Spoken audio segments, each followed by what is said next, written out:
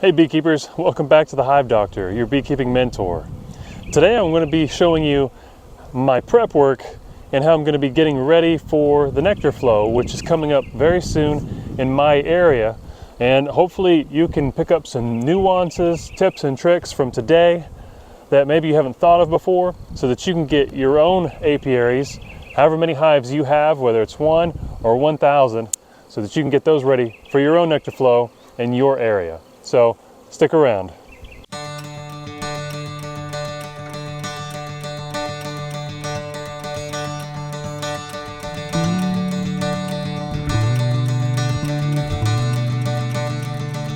So there's quite a few things to consider when you're getting ready and preparing, for the nectar flow.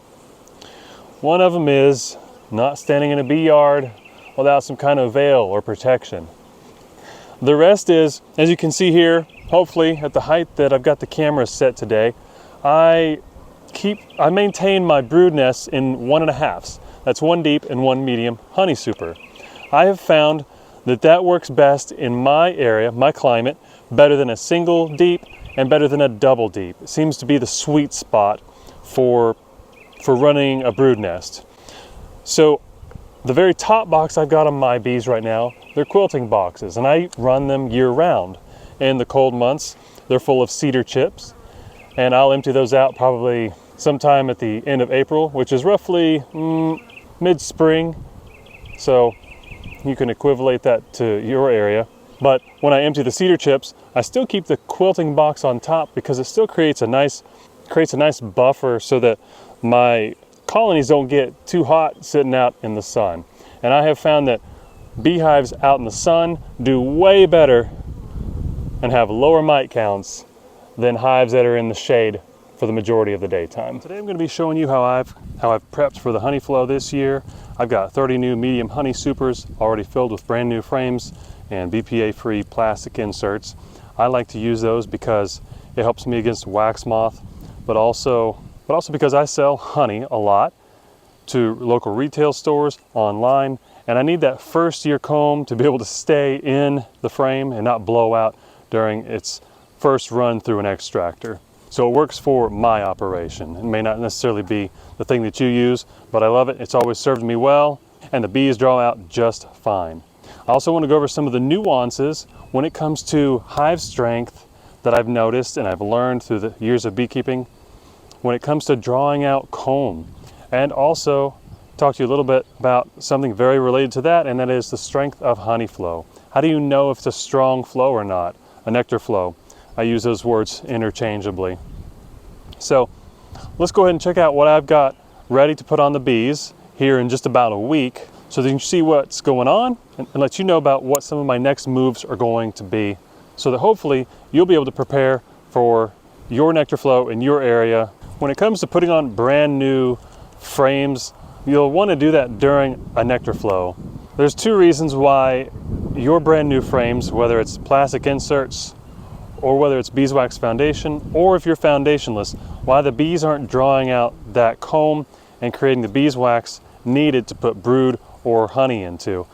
And the first reason is maybe you've got a weak hive. They just don't have the foragers and they don't have the workforce to be able to do that kind of work on the large scale that you're hoping. Sometimes they can do it, but it's a little bit at a time because of their limited population resources. The second reason is you're probably putting on that foundation during a time of year when you don't have much resources coming in. You really want to do it during a nectar flow because that's when the bees are going to be producing so much of those little wax platelets that come out of their abdomen, and putting them in place on the frame and building out the comb on those frames quickly, astonishingly fast, and filling it with nectar, ripening it quickly, and turning it into the honey. One of the things I'm going to be doing is supering my hives for the honey flow a week sooner than I usually do. And here's the reason why. That's when the full moon is. And for some reason, I've noticed in my area over the last 7 or 8 years of beekeeping in North Georgia that the honey flows begin and end either when the new moon is or the full moon. I don't know what there is to it, but I have noticed that I have stronger nectar flows and more honey when a flow begins with the full moon and ends with the full moon, rather than when it begins and ends at a new moon, especially sourwood honey. So I know that this year coming up, the next full moon, that is in April of 2024, is April the 23rd. So I'm going to be supering right around that time, and it doesn't matter whether I'm off or not. The flow starts when the flow starts, and at least my bees will already be ready and supered up. I will super anything above that. I put a queen excluder in between, of course, and anything above it is for me. Anything they make and store below is for them. That's my way of sustainably harvesting. Of course, it's got to be a good flow. If it's a kind of a crappy flow, I won't take, and plus they will not have made the honey anyways, and I'll know that as a clear sign that they didn't make much and that it's not time for me to harvest. So with that in mind, let me go and show you in my shed what I've got, what I've been working on, and what I have already ready to put on my bees in about a week from now, so that I can start working and focusing on other things. Now, I brought you over to my shed to show you the boxes I have inside, but when I got here, I noticed some bees flying around the doors to my shed. And I don't have bees over here at the shed, but they are within reach of the yard that you and I just came from. And as soon as I knew that there was bees flying around the door, that told me a swarm has got to have moved in. And I've got some boxes ready to put splits into that don't have bees in them yet off to the side of my shed. So I came over to look, and sure enough, there's a swarm that has just recently moved in. I just don't know which box yet because there's so much activity going on. So I've got deep hive bodies off to the left, ready for putting splits into when I start making queens here in the next week or two. And I've got a few of my swarm traps not set up over here on the right.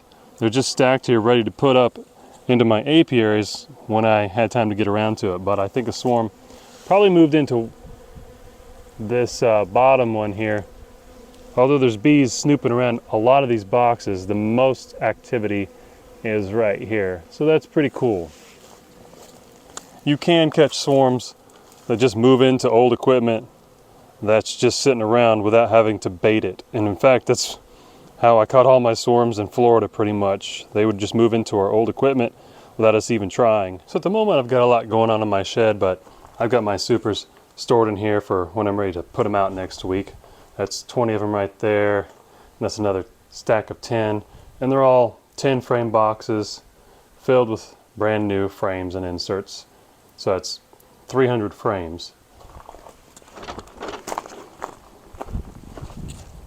So here's a couple of my new honey supers, all with inserts already in them like I mentioned.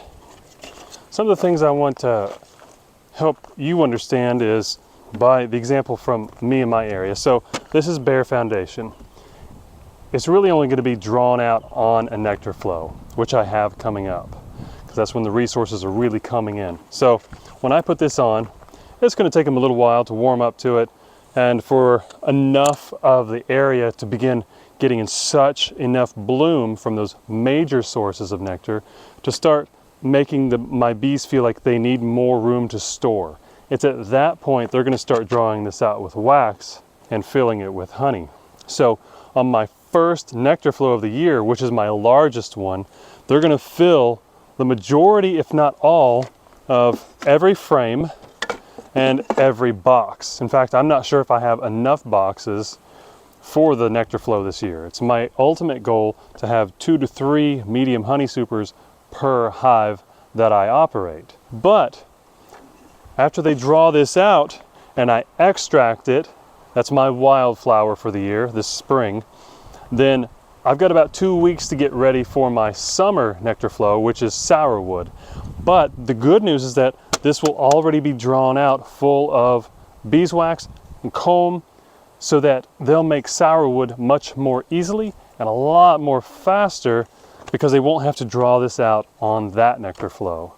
So that's one of those nuances I was speaking about earlier. And then after I harvest the sourwood honey, there'll still be comb on all of these. Then I just have to get them ready for storage throughout the winter in a way that wax moth doesn't destroy the comb. And these will have comb on them forever from year to year, as long as I I take care of it. And eventually I want to recycle that comb out because, you know, pesticides build up in comb over time. Although I'm in an area where I don't have to worry about that so much. In Florida, everyone sprayed their lawns and there was monocrops everywhere. There was a lot of spray that went on down there, but not so much here. My honey is something I advertise as wild cultivated. So not only do I not have to worry about so many pesticides, it's a lot healthier product as well. So how can this help you? How can I encourage you to be as prepared as you can for the honey flow? And that's to have your equipment ready well ahead of time for that nectar flow. So the best way to prepare is A, have your equipment ready. B, educate yourself on when the nectar flow and each one of those, when they begin in your area, and what plants provide that source of major source of nectar to you. Right here, the major nectar source for wildflower is tulip poplar, a couple of wild cherry trees, and blackberry. Sometimes those will bloom at different times. I had one year where the blackberries started and finished before those other sources begun. So I was able to actually extract and harvest blackberry honey that year and still have a wildflower after that. And then in the summertime, my second source of nectar, the flow on that is just sourwood. It's primarily just a monofloral source. Sometimes there's other things that will overlap in that bloom, but it's not in enough abundance to really alter my sourwood crop. Every few years, kudzu will bloom at the same time, but it really tastes really great mixed with my sourwood, and it kind of purples up the color a little bit and makes it look a little bit more of a champagne. It's kind of pretty, but in my area, that pure sourwood is what is prized the most, and it's what brings in the higher dollar if that's the route that you're going with your beekeeping operation. And I try to do that, but I'm not going to be fickle about it. My main goal is to have a good quality, high quality source of honey for my customers. And that should be it. One thing I'm going to be showing you guys in the middle to end of my nectar flow next month, near the end of spring, the month of May here, is how to manipulate your frames in such a way that you can get more honey, and that would have happened anyways. It's not like I'm milking it from the bees or stealing more from the bees. There's a way to actually make more honey on equipment management manipulation techniques, and I'm going to show you those. And as a result, you end up getting more of your frames drawn out with comb than you would have otherwise as well. It's just simply something I learned when I was under my mentor in Florida, and I want to teach it to you guys as well because it feels really good getting all of your frames drawn out in a single nectar flow, so that during the next one you've already got a bunch of comb that you can put on your bees, so they don't have to start from scratch so much. So I hope you enjoyed that. Drop me one of these, tell your friends about the Hive Doctor, and I'll see you in the next video.